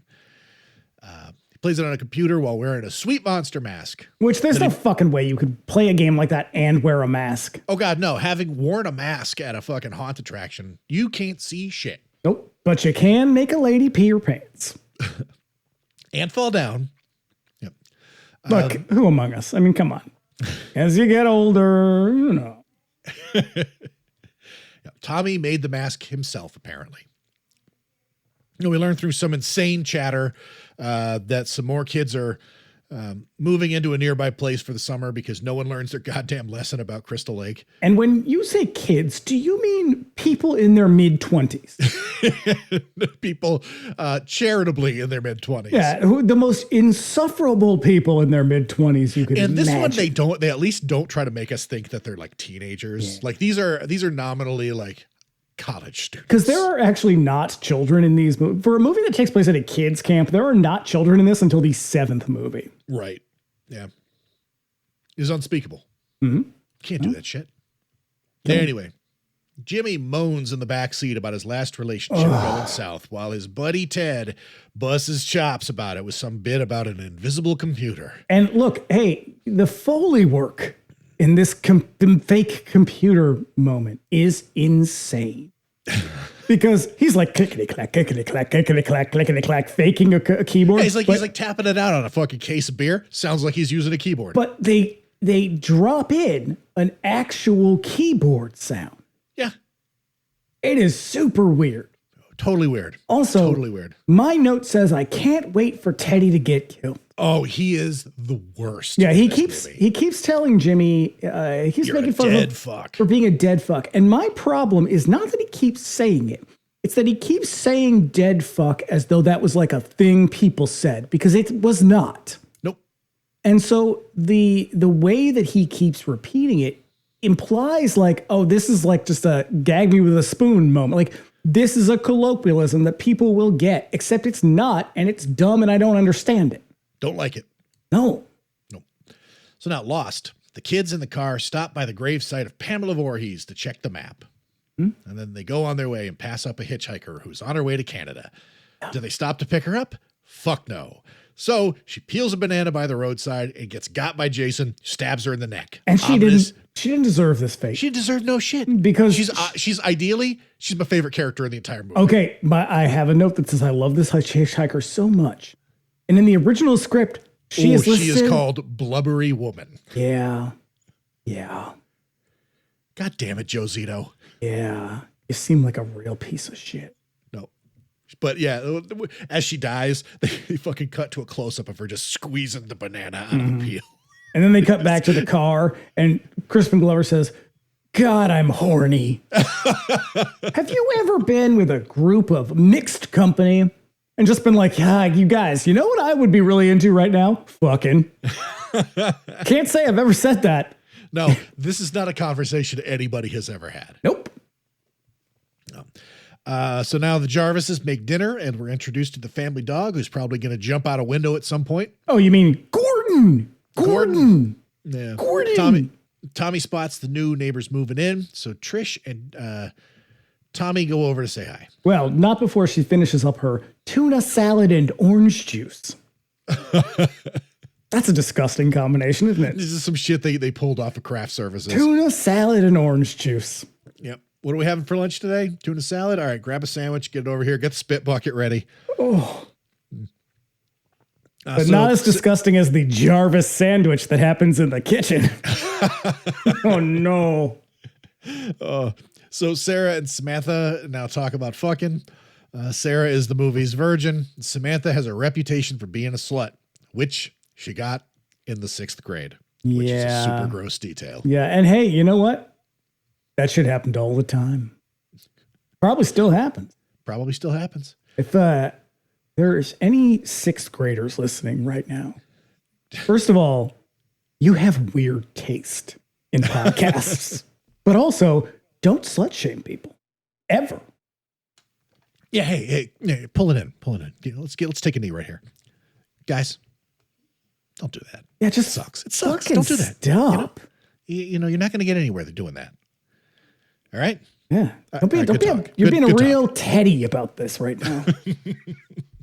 And as Crispin Glover says, a guy can have a good time without girls hanging about. Sure. And I thought, what proper phrasing? I love it. Back at the Jarvis house, Tommy spots Samantha undressing in a room across the way. And he does a lot of awooga type stuff, you know. Yeah. Just getting prepped for later in life, you know. Maybe this is the moment that it all went wrong for Corey Feldman. It is an odd and very uncomfortable moment to watch it. Like, I think the message here is a very common one from 80s films, which is like, oh, you know, boys being boys, just peeping on girls. That's what you do. And it's like, no, that is a crime, is what that is. Yeah. Oh, boy. His mom comes in to tuck him in, spots badness across the way, so she lowers the shade.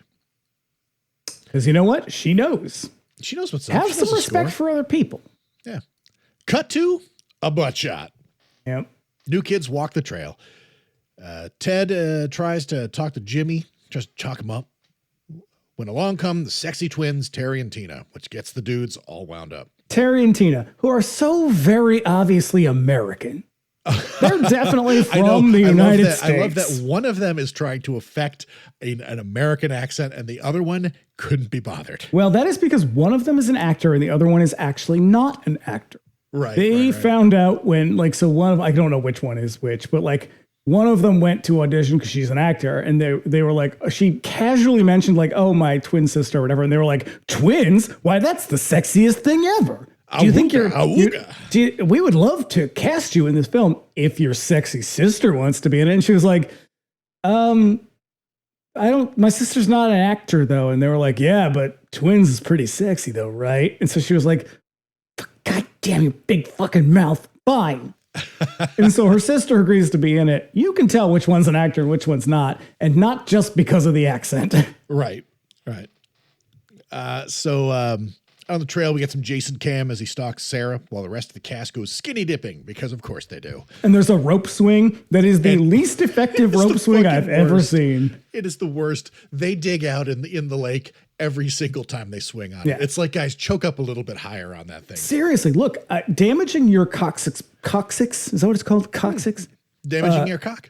It is a very serious injury, and they are just one after another, just fucking slipping on a banana peel. I love that you're concerned for their lower lumbar. Well, yeah, I gotta do something while I'm watching this movie. Aside from shopping for DVDs. Here comes Tommy and Trish, just in time to catch everyone being horny and shit.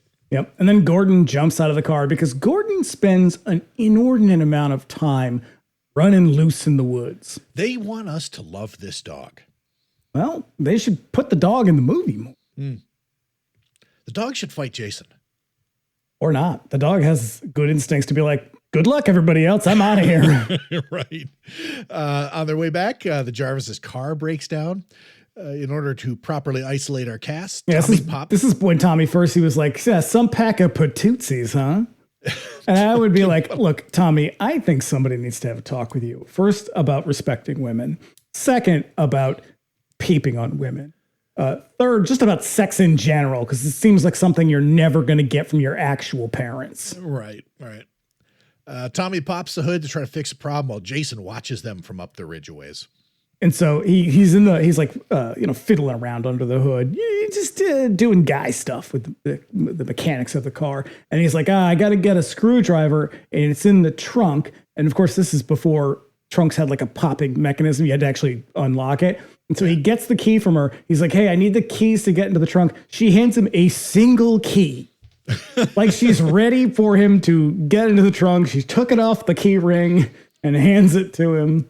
Yep. And it's just a very odd moment. It's like, these are the weird things that most people probably don't notice, but like, you could have I was just about to say, like, Joe Zito was like, nobody's going to give a fuck. Just hand him the key. He fucking like 40 years later, you're like, wait a minute. This mouthy gay is criticizing everything I do. It's like, yeah, it's part of my charm. I just said that. Yep.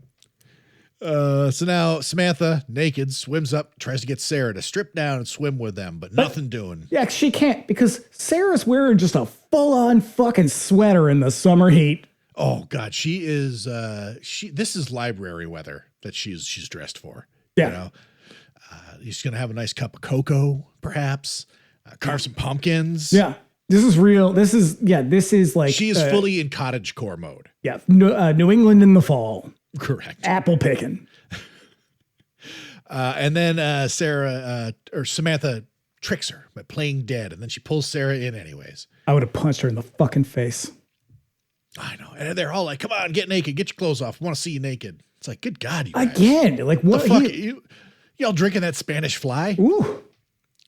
Yeah. So meanwhile, here comes Jason. As Tommy works on the car, they're surprised when hitchhiker Rob Dyer walks up and spooks them. Yeah, because she's like, hey, is it working yet? And he's like, I've tried everything. And my note is, I looked at it. I touched it with a screwdriver. That's everything. Right? We tried nothing, and we're all out of ideas. Fixes the car so they give him a ride. And then he asks a lot of really suspicious questions. He does, because the first question out of his mouth is, are there any kids? And I was just like, hey, Rob, that is not the first question you ask people ever. Take it down a notch, maybe? Also, that group, definitely not kids. The answer is no. Yeah. He explains that he's a hunter out looking for bear, and then they take him to the house so Tommy can show him all his sweet special effects tricks and monster masks. Over at the party house, victims to be party down. They sure Jimmy do. puts some music on and asks Terry or Tina, I'm honestly not sure which one, does not matter, asks her to dance, and then he proceeds to have a conniption fit in one of horror's most enduring scenes of weirdness. It's beautiful. Now, again, to be fair to Crispin Glover, the song he's actually dancing to is that incredible kick-ass jam we referenced earlier, Back in Black. And so, if you're familiar with Back in Black and how the song starts, his dancing actually makes a little bit of sense. It kind of does, because it's like, it's this kind of like herky-jerky thing, but the rhythm for that song is pretty angular. It definitely kind of works. Now, because she's just like grooving off to the side. Right, it's like, she's that's not the one who you doesn't dance. work. That's not how you dance to AC/DC. Also, that's not how you dance to the song Love Is a Lie by the band Lion. And I fucking love that song. I was going to say, he put on his favorite Frank Stallone record. Take it to the limit. Yeah, but then like they're like, hey guys, too much, too loud. I'm going to put on some Burt Bacharach. Is that cool? Now, yes is the answer. Put on Burt Bacharach. Burt Bacharach is great. I just don't think it's the vibe for that party. Correct. I think they were definitely more of a Lion or AC/DC type crowd. Yeah. Well, not for everybody, because fucking Courtney Cox puts on something smooth jazz or whatever. Yeah. Chuck Mangione or I don't know. So, slow dancing with Samantha while Ted forces himself on whichever twin is not dancing with Jimmy. And Crispin Glover is like doing like I guess a foxtrot, a box step. What is that? Step. He's even counting it out. He's doing the Cincinnati stroll is what he's doing. He's the Baltimore foot stomp. Over at the Jarvis house, Rob is heading out. Trish sees him off. They're shotgunning beers back at the party house. Well, actually, when they're heading out, she's like, hey, come back anytime. We live in this isolated mountain house, and we hardly ever lock the door. Correct. Literally, you could just get in anywhere, any time of day, middle of the night. You could climb in a window. We never lock those either. Bye, Rob. Yep.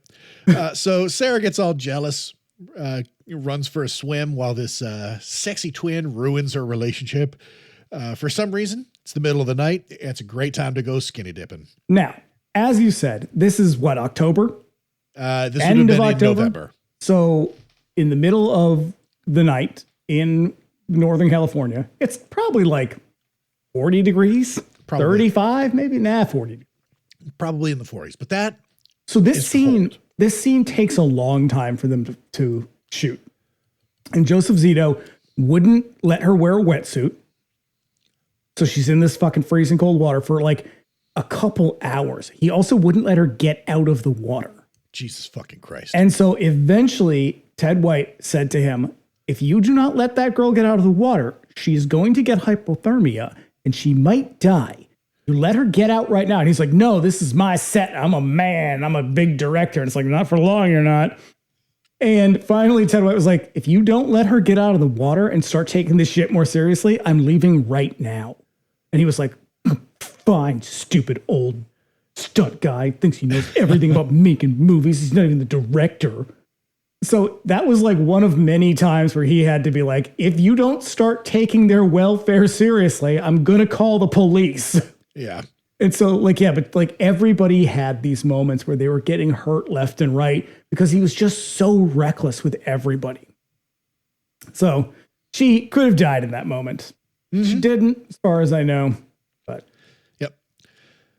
So yeah, she strips down again because not one of these kids who are heading out to Camp Crystal Lake thought to bring a suit. well, it's just sexier that way. Yeah. So she swims out to a raft while the soundtrack informs us that Jason is nearby, and then she climbs in. Nearly freezing Presumably to death. underwater. Yeah, it's like a shark. Yeah. He emerges from the water suddenly and stabs her from below. And my question is he just holding his breath the whole time? Or was he treading water and then he swam over? Can Jason swim? The first movie implies that he can't. He lived under that lake for like 30 years. That's true. His So now gills. Paul is bummed that he let this tramp get between him and his lady. So he goes out to patch things up. One of the twins dances with Jimmy, who's being super insecure about the whole thing. And He's then so needy. Like that, like, okay, we like Crispin Glover because we like Crispin Glover, but like that character, oh man. oh, I know. He's like, I'd be like, who brought the dead fuck? wouldn't you prefer to be with Ted? And it's like, oh, if I were a girl in that situation, I'd be like, at this point, probably. See ya. Yeah, no, the answer should have been, yeah, I think so. Actually, I would prefer to not be with either one of you because you both fucking suck. I'm going to call an Uber. Bye. Nope, but this insecurity works because they retire to the upstairs, leaving Ted all by his lonesome, trying to get in with the other twin. And he is Just not sexually interested. aggressive. Super. Like in that scene earlier, he literally grabs her and like yanks her over to him. Yeah, It's like, you know what? guy, Do you know what Ted is? Ted is the kind of guy who takes classes from Mr. E. he's got a big furry hat somewhere. He And does. wears a lot of eyeliner. The black light. So Paul spots Samantha out on the float from the shore. He strips down and wades out to her. Which is amazing because Paul's cut off jean shorts are like painted on. They are so tight. Oh yeah. He's got to show off that knuckle. God. So when he gets there, he finds her dead and he swims away in a panic. As he gets to the dock, Jason catches him in the water. Spears him in the dick. right in the dick with another spear gun. Which So now again, I got to ask the question, where did Jason get a spear gun? left over from the other crime scene. Okay. Yeah. He just went over. He was like, oh yeah, that's right. I used that. He went and got his bag of shot things. that dude in the eye with the spear gun. So now at Rob's campground, he goes out to investigate some noises. He Yeah, sees because some movement. Rob's just hanging out in his tent, see? Just hanging out, chewing on the stock of his rifle and studying his maps. He enters the frame carrying the Chekhov's weapon of all time, Chekhov's machete. Yep. And yet, nobody gets killed with a machete in this movie except for Jason. Goes on to become the signature weapon. How ironic. Back at Like the when party a house. clown dies. That's one. That's two. Oh, actually. Back at the party house, Jimmy's getting down with whichever twin he's with when the bed suddenly breaks. Hilarious. Ted, meanwhile, finds a proper stag film reel and everybody watches it in hysterics. Yeah, and he shouts, "What a pig! What the fuck?" Now, she's just a lady. Just a lady dancing. Just dancing. She got her tits out. She's dancing. Yeah, He's normal men. And he's being a piece of shit. that's right. Terry, it turns out, wants to leave, tries to break up the action in the bedroom, but nothing doing. And Terry has fully abandoned her accent at this point. She's not even trying. She just sounds like she is straight from the streets of Sussex. Straight from the streets of Sussex she is, from foggy London town. Yep. She ends up leaving by herself all in the rain.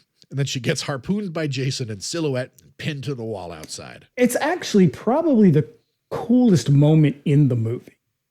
Like, it's the coolest shot in a movie, because here's what I will say about Frank Zito. He sounds like he's not a good person.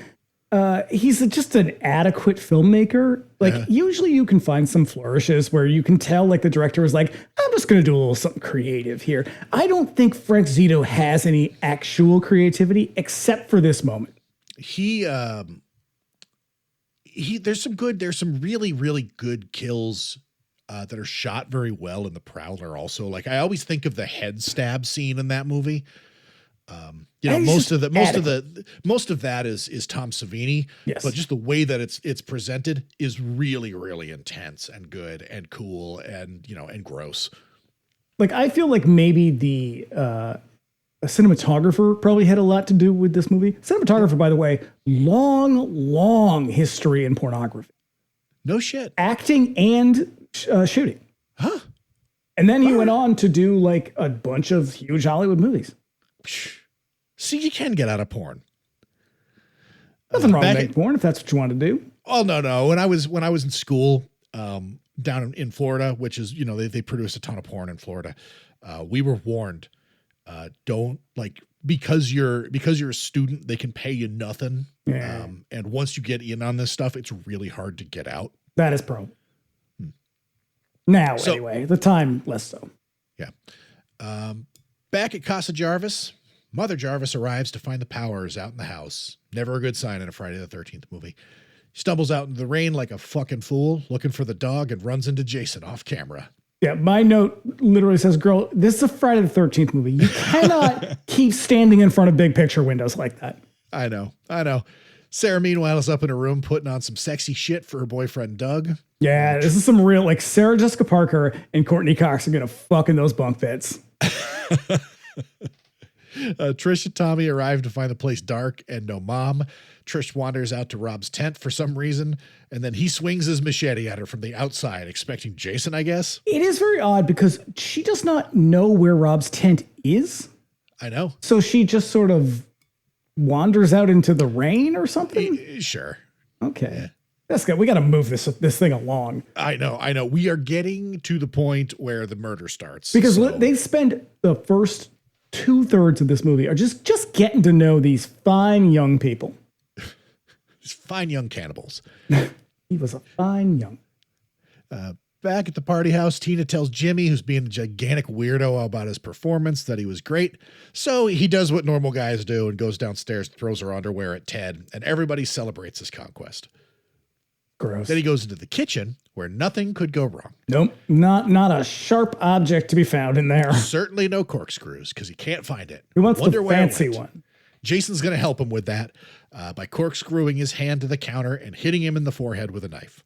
Now, he wants the fancy corkscrew. Now, by the fancy corkscrew, he means like the one that you don't pull it. You like pull the little arms up and it uses leverage to pull the corkscrew. What is the point of making, they're like, where's the fancy corkscrew? The fancy corkscrew. Hey, have you seen the fancy corkscrew? Wine is fancy. It doesn't fucking matter whether it's fancy or not. He just jams it into his hand. I know. Yeah. So now Tina looks outside, sees her sister's bike out in the rain, which doesn't make sense since she already left. She's looking out the window when Jason busts through, throws her out the window. She's, I believe, the first person in the movie to get thrown out the window. There's going to be... Oh, she will not be the last. There is basically everybody getting thrown out the window in this, or in through the window. Yeah, they were like, hey, you remember when they did it once or twice in those other movies? We're going to do it with every single kill. Even the dog. Even the dog jumps out the fucking window. Yeah, so she ends up crashing into the station wagon below. Like the windows get all blasted out when she lands on it. It's another good moment, but like, don't get used to him. All right. We cut to Rob's tent. He tells Trish that he's actually looking for Jason because he killed his sister, Sandra, who was killed in part 2. Trish tries to convince him that Jason is dead, but he tells her that his body is missing and 2 people at the hospital were killed. And then she goes, oh my God, Tommy's at the house. And I thought, So's your mom. You're right. At least as far as you know. Yeah. Speaking of Tommy, he goes to the fuse box to fix the lights while Sarah and Doug kick it in the shower while Ted watches what appears to be an endless series of stag movies. Yeah, no, the thing about those movies is they're extremely short. They're literally called loops because they would be looped. So you just keep watching the same one over and over. They're about 8 minutes long. Watch it in a Nickelodeon. Yeah. Well, I mean, how long is a reel of film? About 7-8 minutes, right? Yeah. So that's all they are, is they would just tape one end to the other. So it just keeps playing and playing and playing. That's why, again, why it's called a loop. But right. So he's just watching the same 8 minutes of this lady just shaking her gals around. Shimmying for the gents. That's right. Yeah. He gets all up on the screen. Core. Gets all up on the screen and ends up getting stabbed in the head through the screen. Oh, it was such a long time coming, and it's not nearly as brutal as you wanted it to be. Satisfying as it needs to be. Oh, it should have been so much cooler. Sarah gets out of the shower, leaving Doug behind to get his head smashed in against the tiles by Jason. But before that could happen, he goes, "Sarah, I think I'm in heaven," and my note is so gay. Is this the movie with the majority gay cast, or is that part 5? No, that's 2. Oh, that's part 2? Yeah. All right. Sarah returns to the bathroom to find Doug's body, and she goes running to the back door, gets hit in the chest with an axe, which comes flying through the door. Again, love it. Also, I mean, they weren't going for a lot of creative kills, but they are at least a little bit shocking when they happen. Because they are kind of explosive. Right, because you're expecting, at this point, I think that they were very well aware that people who are seeing this movie have definitely seen at least one of the previous ones and other slasher movies. And so when a girl goes running for a door, you know the killer's on the other side. You're like, you got to do something to kind of spice it up a little bit. I think when Joseph Zito said they weren't going to get creative, he probably meant like within the bounds of his imagination, because they get a lot more imaginative as the franchise progresses. Oh yeah, by part 6, Jason's like slamming bodies in fucking sleeping bags. I mean, that's trees and shit. That's the most memorable one of all. But but only because there is no limit at that point to the imagination. So I think within his mind, he's like, what could a dude actually do? Not much, realistically, aside from hack people apart. Mm-hmm. So that's probably why he was like, we're not going to do that shit. We're just going to go real hard at every one of them. Yeah. So Trish and Rob, they arrive back at their house.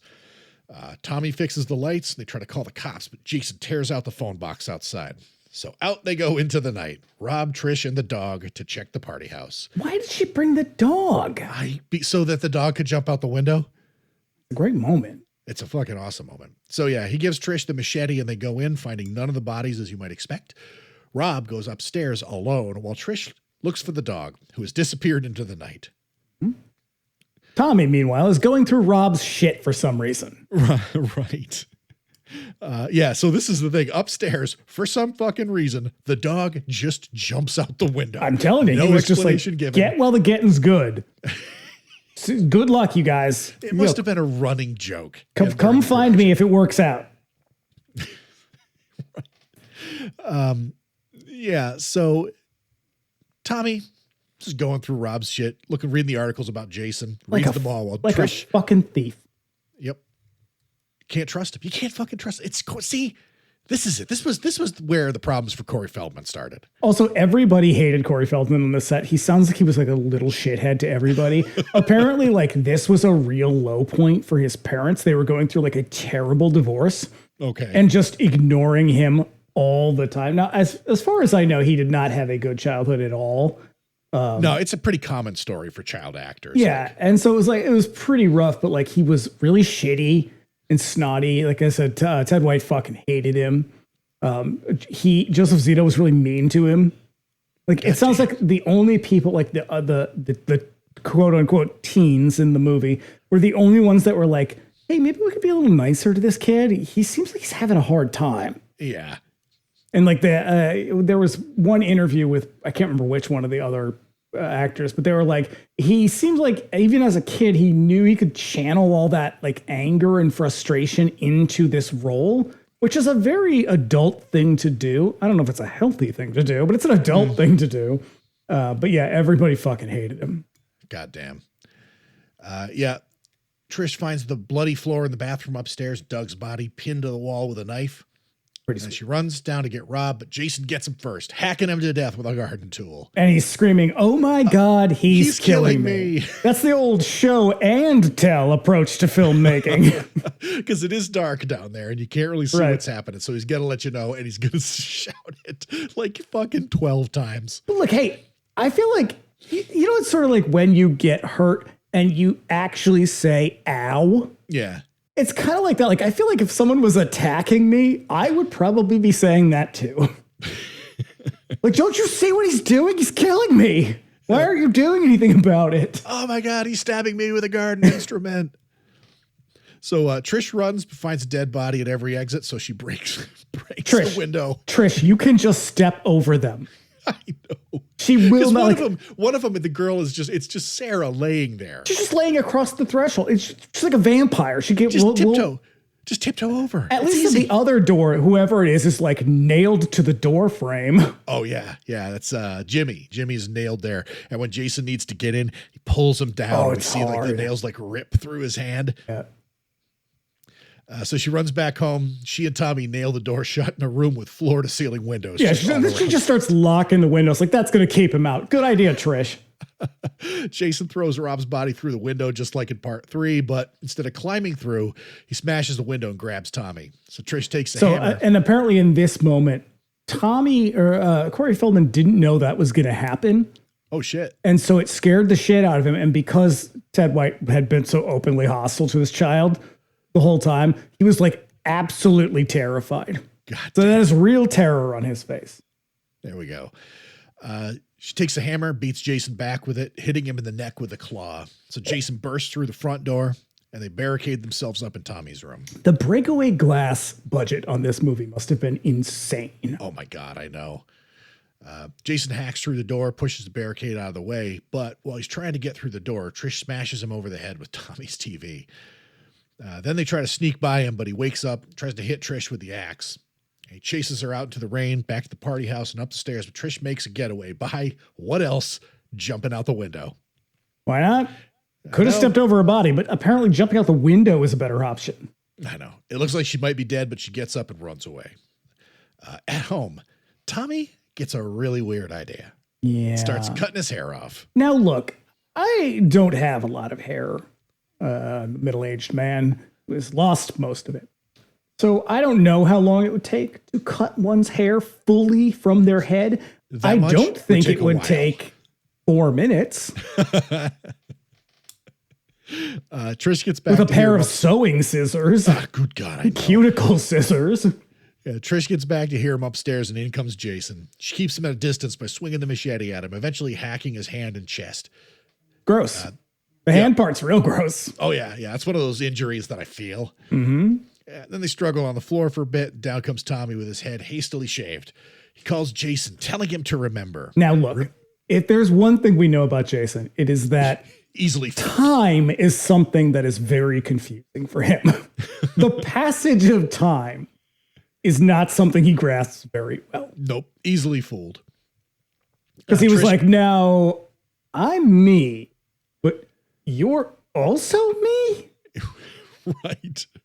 Right. Trish grabs the machete, hits him in the face, knocking the mask off. Jason is way more jacked up than the last time, looking super gnarly. Which He is weird advances- because it's the same day. It's like like literally the next day. He advances on Trish, but Tommy grabs a machete and hits him in the head with it. Jason falls forward on it, sliding down the blade and onto the floor. It is one of my gnarly. favorite fucking murder, like kills in any movie ever. It's so cool. And then Tommy does what everybody should do in that situation. Oh yeah. He hugs. He hugs Trish, and then he sees fucking Jason's hand moving, so he grabs the machete and just hits him over and over and over. Yeah. Like a fucking maniac. That is what you should do. None Every of this time. like, he's wounded, let's go. Like, no, you need to cut his head off. Finish the fucking job, man. Nobody's going to judge you for it. Nope. So now Trish then rests in the hospital. They explain that Tommy is going to be fine after losing his shit on Jason. Nope, not in the movie and not in real life. No, they bring him in and he runs up to Trish to hug him. Freeze frame on Tommy's crazed expression. I feel like this last moment in the hospital is like this was shot after everything else when they greenlit the fifth one. I don't know if that's true, but it just has idea. This is probably why they were all like, oh, this is not the last one. That could be it. Cause it definitely is like, like they're leaving the door open, even though Frank Mancuso was desperate to get out from under this. Also, all those reviewers can shut the fuck up. Yeah. Let people enjoy their movies. Eat a bag of dicks. Go watch something else if you don't want to. Nobody told you. Fucking Roger Ebert paid his own ticket to see this movie. He was not assigned to review it. He went and paid money to see it because he was like, oh, I got a bitch about this one. Everyone's going to expect me to. I'm a dumb, arrogant piece of shit. I know. And then he fucking filed it and his editor was like, seriously? But yeah, roll credits, baby. Hey, man. Ooh. Oh, boy. This movie is a fucking slog. It is it is work. It's a cheap cash grab where they had an opportunity to do something interesting, but they just were so interested in profit margin that they hired a kind of an uncreative, unambitious guy to film it. It was written in the weirdest possible way. They may have, this could have been like House of Leaves, where they may as well just pass it around the internet and had them write it instead. Yeah, this is missed opportunities, the motion picture. Like there was something in there that they could have used to sort of give this series a little bit of life. But you can tell that like whenever they tried to do anything, like the studio heads would look at it and be like, no. Group of kids go up to the lake, they get killed by Jason, the end. That's the fucking movie. Don't try any fucking crazy shit. And he's like, well, okay, what if I have a plucky kid? And they're like, fine, but none of this divorce court shit. But it almost feels like they filmed a bunch of stuff and then they were like, here's the dailies. What do you think? And they were like, no, kids getting killed at a camp. And they were like, fine. And then they'd go and film kids getting killed at a camp. Then they'd film some more shit they wanted to make. And they were like, hey, here's the other dailies. And they were like, no, what did I just say? Kids at the camp getting killed. Because there's no cohesive thread through this movie. It's just all over the place and it's boring and you don't like any of them. When they do die, you're like, oh, okay, that's kind of cool, I guess. Yeah. Because the appeal, like ultimately when I came to part 3 and the thing that kind of propelled it to the front of my sort of ranked Friday the 13th list is that at the very least, even though there still is sort of undercooked as any sort of Friday the 13th cast, there's people in there with personalities and characters that I like. I love Chris as a final girl because she's like, aggressive and she fucking fights for her life. Yeah. The cast in the second one is actually really good. The plot is non-existent and the movie is boring as hell, but this one doesn't give you really any of that. Like Trish Jarvis is present, but she doesn't have any of that. She feels a little bit more like a final girl from a kind of B grade or Z grade slasher movie where she just kind of runs around all scared and shit. All the guys are like borderline rapists. There's just nothing really appealing about this one except it's grimy in a bad way. Yeah, there's so much nudity in it that it's like I'm watching have you ever watched Deathstalker? Yes.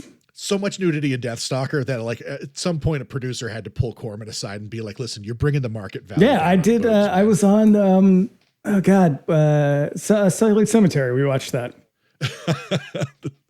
Fucking but like they're exploiting all of the stuff that are sort of like known plot, like known Friday the 13th elements, but they're kind of like turning the volume up on it all. But like the worst parts, the bad parts. Exactly. But the rest of the movie fucking suffers. There's with the exception of Jason's death, there's not really that many memorable kills in it. Nope. The cast sucks. I don't know. It's missing some really, really, key pieces, and the fact that like there was this subplot with Rob was just completely abandoned is too bad, because that was one that I was like, oh shit, that's right. Like there's a guy who's like looking for Jason, and then they just kind of fuck it all up. Now, see, I think this is an interesting turning point though, because the first well, I don't want to say the first chunk, but like the actual original slasher cycle, it has some really good movies. Interesting stuff. People doing things that they had not been allowed to do before, or had been, either limited by the MPAA or limited by technology or whatever, or just limited by creativity in general. And then we reach this point where it's like, oh, this is bad. This is bad grindhouse. This is bad exploitation. And it's like sleazy. It's past its sell-by date. Yeah. And this is the turning point, though, where you get the feeling that the next round, people were like, hey, what if you just had fun with it instead? You can still have the boobs and you can still have the silly kills and you can be as violent as you want. But like, what if it wasn't mean and weird and gross?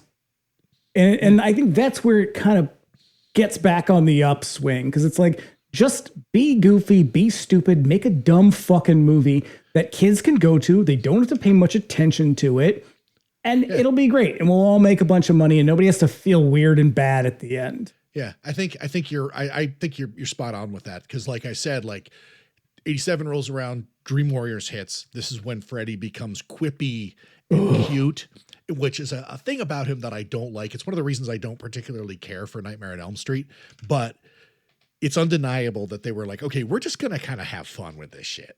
Yeah. And then because at that point, nobody cared. No. And then the movies become a little bit more colorful and fun. And yeah. But this one, this is the real, this is the low. Yeah. This is probably the low point. Ugh, yuck. I hate what this series is doing to my favorite. I know, I'm telling you, movie franchise. I got to the end of this one last night and I was like, God damn it. There's like 6 more of these, 7 more of these. Well, here's the thing. Part 5, I'm looking forward to it. I've never had any really good feelings about that. I love it. I'm sure that it's going to change my mind. You get Miguel Nunez. Yeah. Part 6 is a lot of fun. We get a little wobbly in part 7. 7 gets a little iffy. It's real fucking stupid. But yeah, it goes to places. And then in 8, they're on a boat. They're on a boat in a river cruise. It's great. They're in New York for a little while. Yeah, well, in like the last 20 minutes. Jason takes Manhattan, but just a little bit. Just a little bit. Just Midtown mostly. Yeah. All right. Well, sorry, guys. Man. All right. So yeah, we'll be back on Monday with a look at Cat People. Cat People. Now that's gonna be fun. Mm-hmm. Much better.